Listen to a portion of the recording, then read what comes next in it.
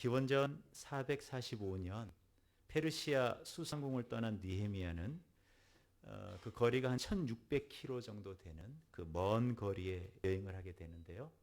고국 땅 예루살렘을 밟기 위해서였습니다. 그렇지만 그 성의 대부분은 폐허로 남아 있었고 성벽은 무너진 채로 돌멩이들은 그 골짜기를 메우고 있었습니다.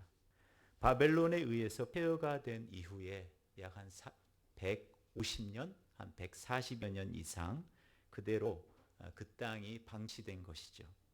예루살렘에 도착한 느헤미야는 가장 먼저 권력을 이양함으로써 자기가 여기에 총독이 됐다 하는 그런 의식을 치룬 것도 아니고, 그렇다고 해서 그 성의 족장이나 장로들과의 만남을 가져서 어떤 우위를 다진 것도 아니고요. 그동안 한 3일 동안을 다른 사람과 또 다른 어떤 일을 행하는 것이 아니라 홀로 하나님과의 교제의 시간을 가졌던 것을 볼 수가 있습니다. 그리고 나서 동족들을 불러 모아 그가 하나님께 받은 꿈 그리고 비전 이것들을 나누었고, 이제 다 같이 힘을 모두어서 이 무너진 성벽을 건축해 보자 이렇게 독려하였으며, 그로 말미암아 대역사가 시작이 되는데요. 우리가 아는 것처럼 성벽의 공사가 며칠 만에 끝나죠? 6장 15절에 보니까 52일 만에 끝냈다. 엄청난 이 대역사인데 그렇게 빨리 단기간에 해냈다는 것이 대단합니다. 온 유대 사람들이 느헤미야의 지도력 가운데 이 성벽 중수하는 그 사역을 참여하였고요. 그렇지만 이 성벽의 건축이 오늘 본문에서 보는 것처럼 수월하게 진행된 것은 아니었어요. 산발랏이나 도비아 같은 이 대적들이 이 건축을 못마땅하게 여겼고, 또 그런 말미암아 방해 공작이 엄청났기 때문에 그렇습니다. 그들은 처음에 성벽 준공을 하겠다 하니까 이것을 비웃었어요. 1절에 보니까 비웃었다고 그러네요. 아무 힘도 없을 그런 귀한 민들이 성벽을 건축한다. 이것은 불가능에 가까운 일이었어요. 지금 하나 되는 교회의 이 성전 건축은 불가능한 일입니까? 가능한 일입니까? 어떻게 가능한지 다 아세요? 계산을 해 보셨잖아요. 그리고 이 정도면은 우리가 이것을 감당할 수 있다 생각하셨을 거예요. 그런데 사실 성벽을 건축하는 일은 이 오늘 본문에서 느헤미야가 진행하려고 하는 이스라엘 백성들이 참여하는 이 사역은 불가능한 일이었어요. 왜 그러냐면 4장 3절에 조롱하는 사람들의 목소리를 들어보세요. 그들이 건축하는 돌 성벽은 여우가 올라가도 곧 무너지리라. 이게 현실이에요. 이 사람들이 맞이하고 있는 현실입니다.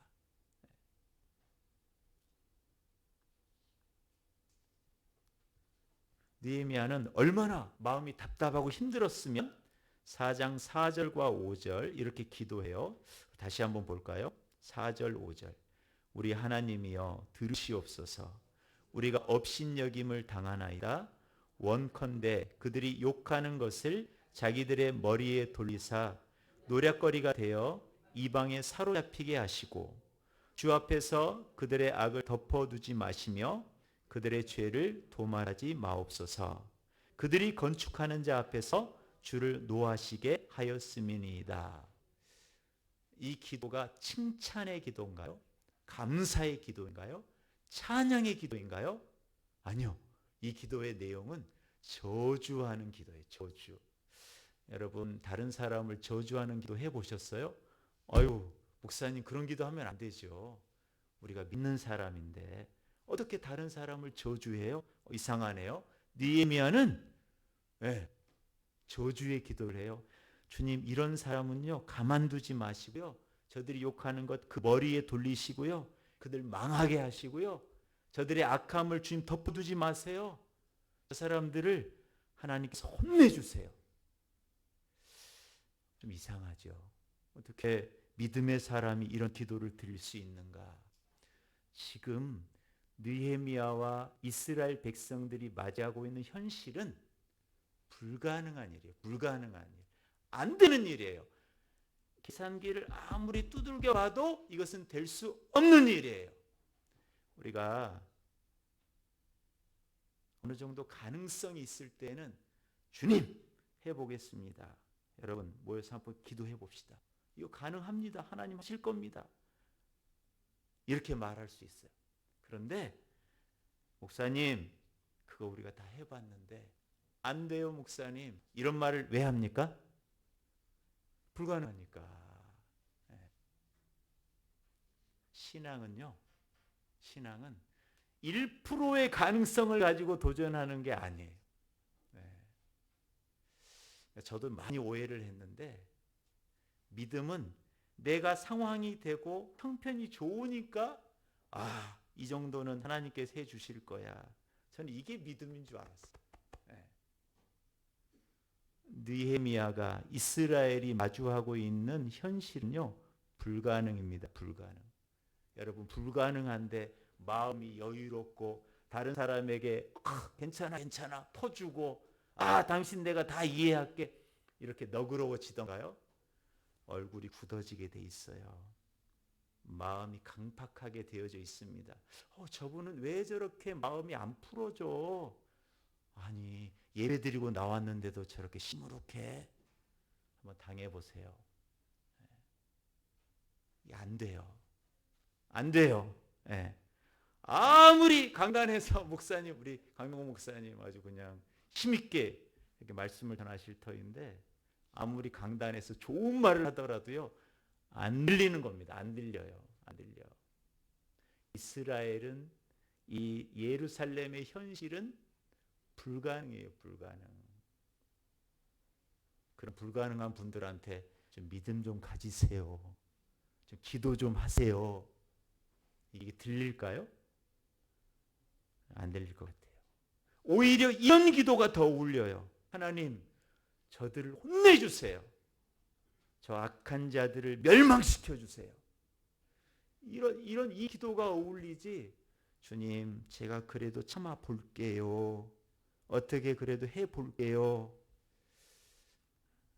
저는 그런 믿음의 사람을 별로 못 봤어요. 제 자신이 그런 것 같아요. 제 자신이.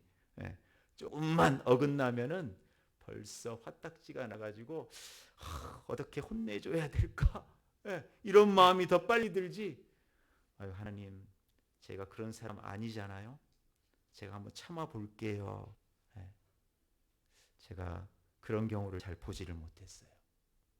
오히려 느헤미야의 이 기도가 현실에 맞는 기도예요. 이것은 대적자들의 방해와 그들의 공격이 얼마나 심했는가를 우리에게 분명하게 보여주고 있어요.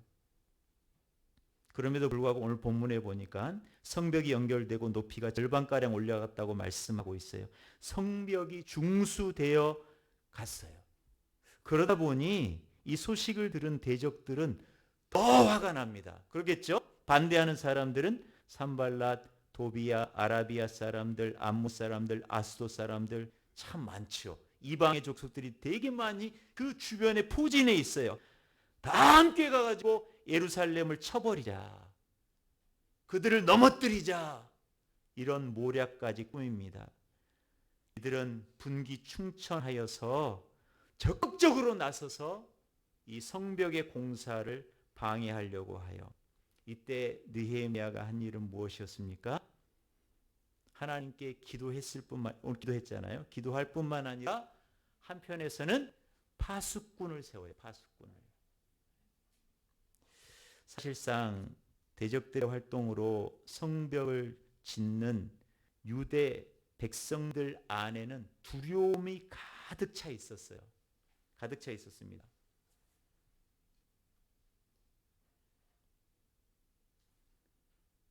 갚아야 될 대금이 밀려가지고 이것을 갚지 못하면은 며칠 후면은 부도를 맞이하게 될 사업을 하고 있는 분이 있다고 상상해 보세요. 생각을 해 보세요. 밤잠이 오겠습니까? 안 오겠습니까? 아, 괜찮아. 하나님이 다 해주실 거야. 발 쭉 뻗고 배 두드리면서 잠을 잘 수 있을까요? 아마 그 대금을 치르기까지 잠이 안 올 것 같아요. 저라면. 안 오는 게 정상이에요. 이거 어떻게 해결해야 되냐. 어쩌면은 이것을 막지 못하면 내 인생이 무너져 내리는, 우리 가정이 지금 큰 일을 겪는다는 이 아픔을 예상한다면은 두려움이 그 삶을 짓누를 수밖에 없어요. 해봅시다, 여러분. 기도했잖아요.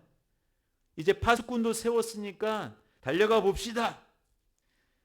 짐을 나르는 자들은 힘이 빠져서 성벽 건축을 하지 못하겠다고 불평했어요.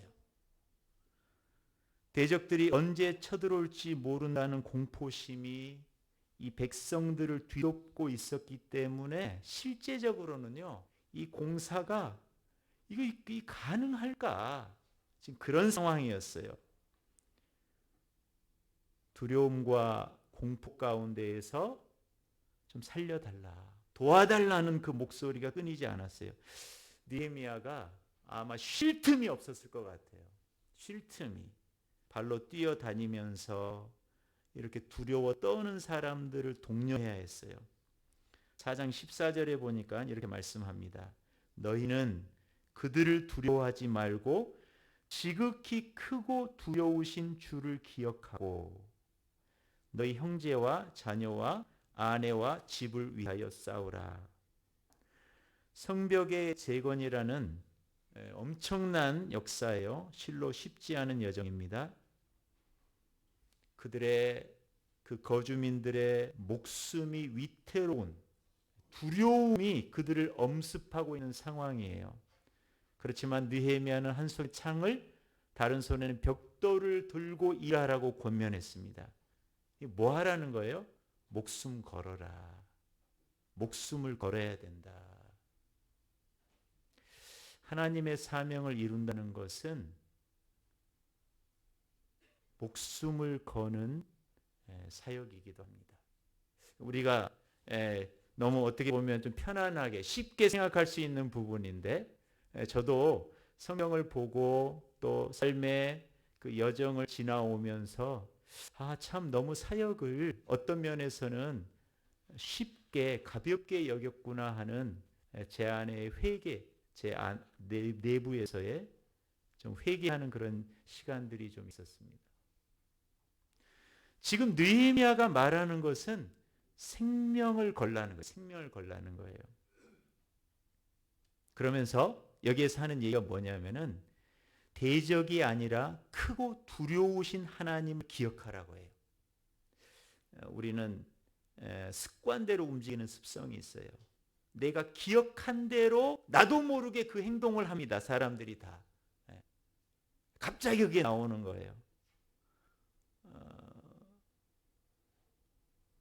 대적들이 아니라 하나님을 두려워함으로 경외하라고 오늘 호소하고 있습니다. 우리 인생은 누구를 무엇을 두려워하느냐에 따라 우리의 삶의 방향이 달라져요. 우리 인생의 결과물들이 달라집니다. 신앙생활이 저는 그렇다고 봅니다. 신앙의 삶이. 하나님의 사업도 마찬가지이고 우리 인생의 우리 여정이 그 결과물을 보면 알 수가 있어요. 벌써 세상이 대적자들이 두려워질 때에는 그 입에 불평이 나오게 되어 있습니다. 원망이 나오게 되어 있어요. 하나님의 사업 가운데 부르심을 받았다면 주님이 우리를 위해 싸우신다. 이 고백이 있기를 축원합니다. 하나님의 역사 가운데 두려움을 이겨낸다는 것, 우리의 삶의 아주 큰 숙제입니다. 신앙의 여정에 엄청난 도전거리예요.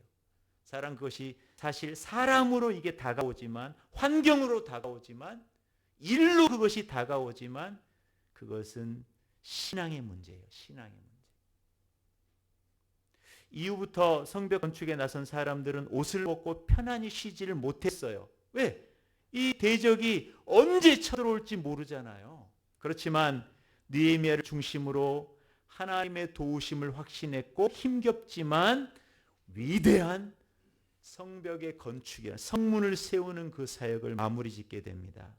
나중에는요. 그런데 사실 이스라엘 백성이 가지고 있는 방해 요소는 외적인 이 부분뿐만 아니라 내부적인 요소도 있었지요. 백성들이 크게 부르짖으며 서로를 향해 원망했다. 5장에 말씀하고 있습니다. 성벽을 향해 세워가는 사람들이 같이 힘을 합쳐도 될까 말까인데 서로 원망하는 분쟁이 일어났다고 보고하고 있어요. 포로지에서 돌아왔지만 새롭게 일구어 내야 될 삶의 터전 아직까지도 불안정했습니다. 그 중에는 재력을 가진 힘 있는 유력 인사들도 있었어요. 제사장들도 있었어요. 그러나 대부분은 가난했습니다. 아직 집도 제대로 마련되지 않는 사람들이 많이 있었어요. 더군다나 그들 중에는 자기가 경작할 땅이 없어서 배를 골아야 되는 사람들도 있었다는 사실이에요. 심지어 자기 자식을 노예로 팔아서라도 생계를 유지해야 되는 비참한 상황이, 한번 생각해 보세요. 하나님의 거대한 일을 우리가 함께 해나갑니다. 여러분 함께 성벽을 위해서 힘씁시다. 힘을 모아봅시다. 여러분 주님 기뻐하십니다. 하나님이 축복하실 것입니다. 집에 돌아갔는데 애들은 배를 골고 있어요. 지금 막상 일굴 만한 땅도 없어요. 사업도 없는 경우도 있어요. 이런 경우에 과연 내가 내 한 사람이 하나님께 부르심을 입은 믿음의 사람으로 끝까지 남아있을 수 있을까? 정말 부담스럽지 않을까요? 과연 이것이 주님이 원하시는 일일까? 저 대적들이 말하는 것처럼 이것은 할 수 없는 일일지 몰라. 이것은 나의 욕심인지도 모르겠어. 내 현실은 이런데 내가 무슨 이런 일을 감당하겠어. 느헤미야가 가만히 들여다보니까 이 문제의 핵심은 고리대금업에 있었어요. 귀족과 민장들을 불러서 꾸짖습니다. 7절에 보니까 5장 7절 너희가 각기 형제에게 높은 이자를 취하는도다. 느헤미야는 사람들을 다 불러 모읍니다. 그리고 거기서 총독으로서 또 지도자로서 명령해요. 이자 받기를 그쳐라. 이자를 그만 받아라. 이것은 구약의 율법에서도 금지하는 사항입니다. 그리고 느헤미야는 가난한 자들에게 그들이 취한 밭, 집, 그리고 꾼 돈의 100분의 1을 돌려주라고 그래요. 100분의 1을 돌려줘라. 우리가 믿음의 삶을 살아가면서 신앙생활을 한다고 하지만 경제적인 문제를 부딪히면요 많은 분들이 무너집니다. 실제거든요. 이거는 삶이거든요. 삶. 그런데 이 경제 문제에 대해서 어떻게 처리하느냐를 보게 되면 이 사람의 신앙을 알 수가 있어요. 쉽게 얘기하면 돈 문제, 돈. 돈을 어떻게 버느냐, 이 사람이 어떻게 쓰느냐. 돈을 쓰는 것 보면 이 사람의 마음이 어디 있는지 알 수 있죠. 그 사람이 어디로 향해 가는지를 우리는 분명하게 알잖아요. 지금 특히 이 21세기를 살아가는 우리의 현실을 보면 더 분명하죠. 느헤미야가 해법을 내어놨어요. 이렇게 합시다 라고 했어요.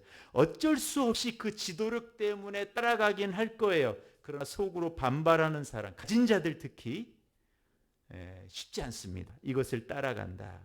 오늘 사역자들이 또 성경 말씀을 통해 개혁의 기치를 드는 경우가 많이 있습니다. 그런데 정말 개혁의 현장에 그 서길 원하고 동의하는 사람이 몇 명이나 될까요?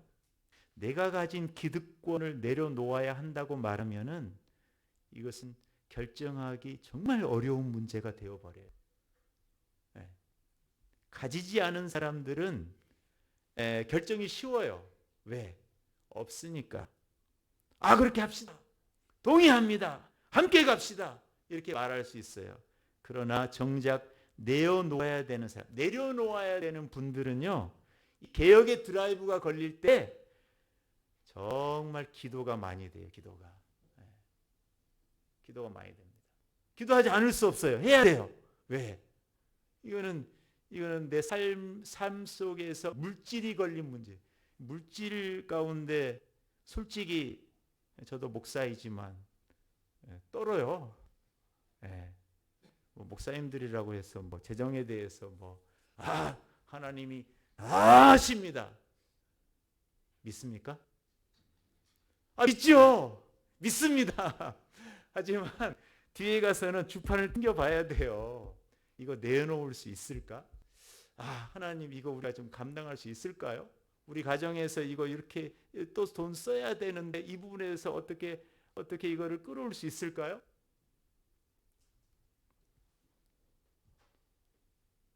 쉬운 문제가 아닙니다.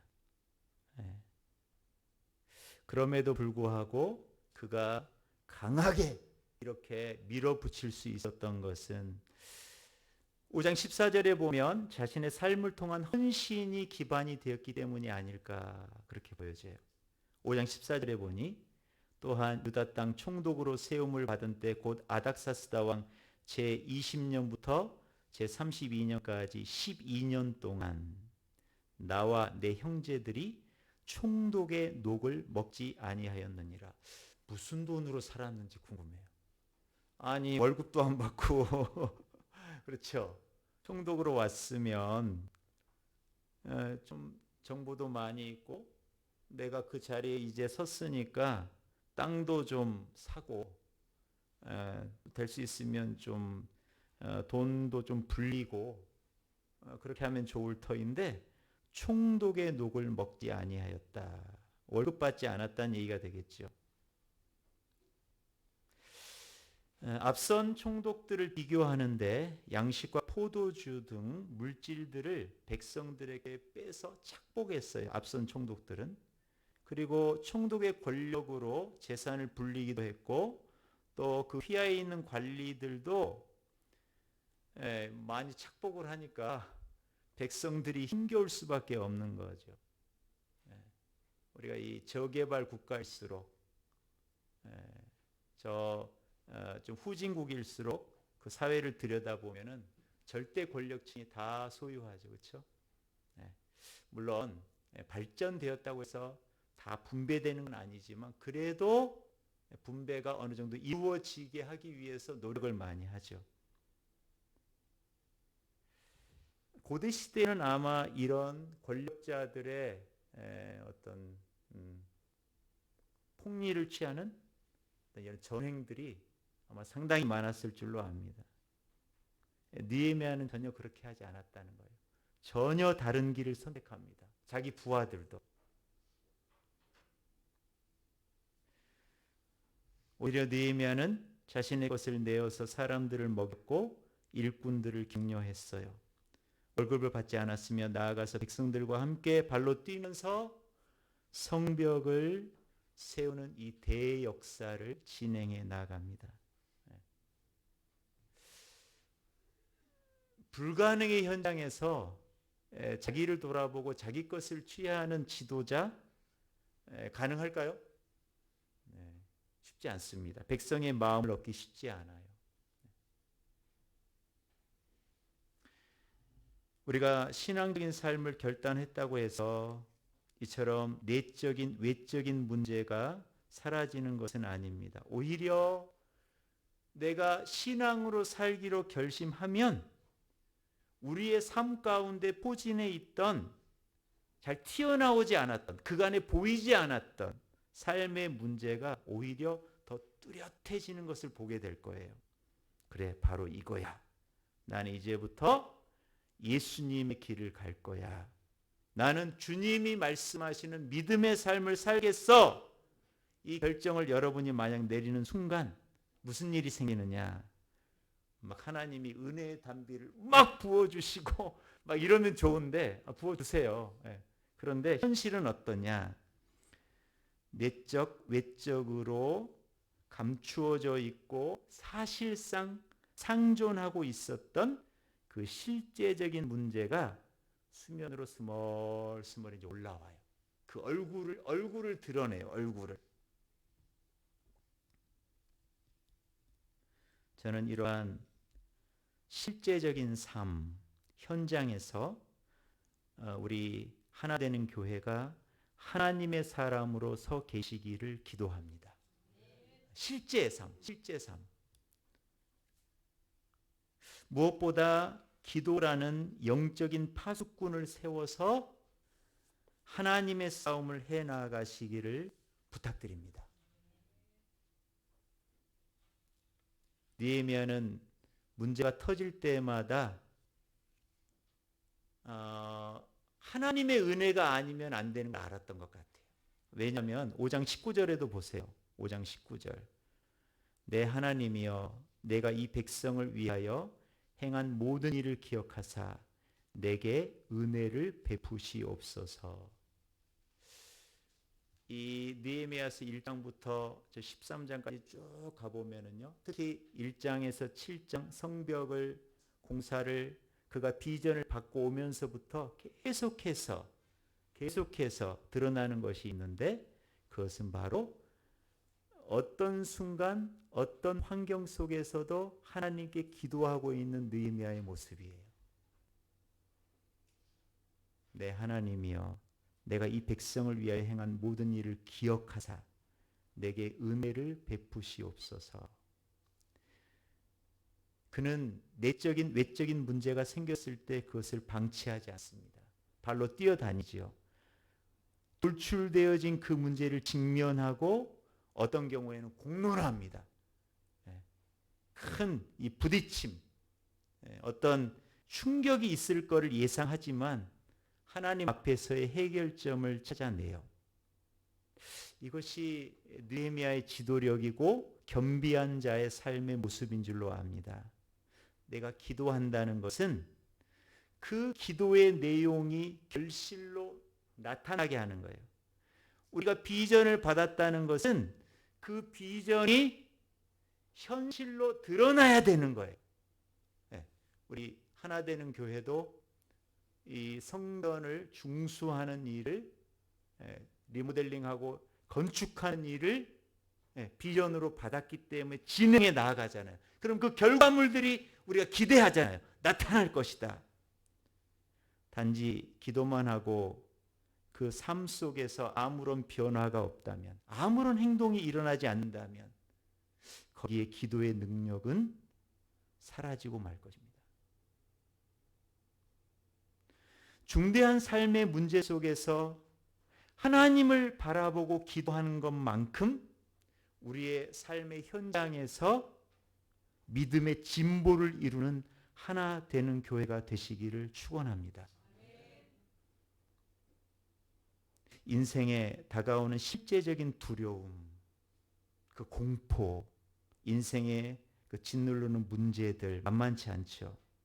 그러나 하나님을 바라봄으로써 신앙의 열매를 맺어가는 우리 성도들이 되시기를 간절히 기도하고, 오늘 우리가 행한 모든 일을 하나님이 기억하사 은혜를 베푸심으로 오늘 시작한 그리스도 안에서의 헌신과 믿음의 역사들을 다음 세대에, 그리고 우리가 살아가는 동안에 주님의 그 일들로 그렇게 증거하고 찬양하는 하나 되는 교회, 복된 믿음의 역사를 이루는 믿음의 생애들이 되시기를 예수님의 이름으로 축원합니다.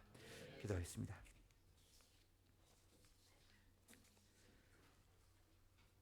하나님, 주님의 부르심에 대해서 우리가 반응을 하지만 그 반응에 대한 결과물들을 능히 예상하고 또 그 예상한 만큼 결과물들을 기대하기 때문에 우리의 믿음이 발동되는 경우가 많습니다. 그러나 진짜 믿음은 불가능을 하나님의 가능함으로 바꾸는 현장인 줄로 압니다. 주 예수님, 내가 기도했다면 기도한 삶이, 기도한 행동이, 기도한 그 열매들이 우리의 삶에 분명하게 맺혀지게 하여 주옵소서. 이 일을 위하여서 올 한 해 동안에 하나 되는 교회 온 성도들이 목사님과 더불어서 이 사역을 감당해 내려고 합니다. 주님, 인생으로서는 감당할 수 없지만 주님이 비전을 주셨고 행하게 하셨다면 내적인 외적인 많은 어려움과 역경이 도사리고 있다 할지라도 그리스도 예수 안에서 이것들을 풀어내고 함께 협력함으로 주님의 놀라운 사역을 중수해 갈 수 있는 이 백성 주의 교회 될 수 있도록 축복하여 주시옵소서. 주님 선한 영향력이 이 지역사회를 통하여서 믿음의 삶의 현장들 속에서 가정들 안에서 일어나기를 간절히 원합니다. 주님, 지금도 눈물로 또 혹은 애타는 심정을 가지고 하나님 앞에 머물러 있는 분들이 계실 줄로 압니다. 저들을 위로하여 주시고 하나님의 성령으로 충만케 하시며 주께서 함께 하심으로 말미암는 동역자들이 우리 목사님이 우리 장로님들이 권사님들 집사님들이 함께 하기 때문에 이 사역을 더불어 해나가 또한 세워져 가는 우리 하나 되는 교회 될 수 있도록 충만케 은혜 허락하여 주시옵소서. 주님을 바라볼수록 날로 날로 더 새로워지며 이 지역사회 또 가정들 안에서 충만한 주님의 열매를 맺힐 것을 기대하고 소망하며 예수님의 이름으로 기도드립니다. 아멘.